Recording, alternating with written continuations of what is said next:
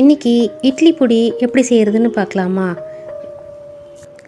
இது செய்யறதுக்கு 1 கப் உளுத்தம்பருப்பு, 1/2 கப் கடலைப்பருப்பு, 1/4 கப் கருப்பு எள் எடுத்திருக்கேன்.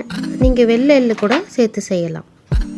2 டேபிள் ஸ்பூன் உடைச்ச கடலை, காரத்துக்கேற்ற வரமிளகா, 5 காஷ்மீரி மிளகா கலருக்காக எடுத்திருக்கேன்.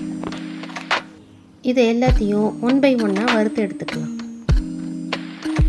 ஒரு கடாயில் முதல்ல எள்ளை சேர்த்து வறுத்துக்கிறேன். எள்ளு நல்லா இதுமாரி வறுபட்டு பொரிஞ்ச உடனே அதை அப்படியே ஒரு பிளேட்டுக்கு மாற்றிக்கோங்க. அதே பேன்லேயே 1 ஸ்பூன் ஆயில் சேர்த்து மிளகாவையும் வறுத்து எடுத்துருங்க. நெக்ஸ்ட்டு உளுத்தம்பருப்பை நல்லா இதுமாரி கோல்டன் ப்ரௌனாக வர வரைக்கும் வறுத்துக்கோங்க. நெக்ஸ்ட்டு கடலைப்பருப்பும் அதேமாரி கோல்டன் ப்ரௌனாக வறுத்துக்கிறேன்.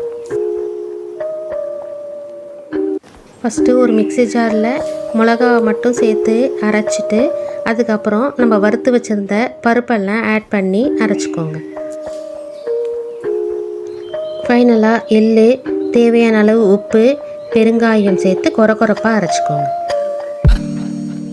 உங்களுக்கு விருப்பம்னா கருவேப்பிலை, பூண்டு இதெல்லாம் கூட நல்லா வறுத்துட்டு இதோடு சேர்த்து அரைச்சிக்கலாம். ரொம்ப நைஸாக அரைக்காதீங்க, கொஞ்சம் கொரப்பாக இருந்தால் தான் டேஸ்ட்டு நல்லாயிருக்கும்.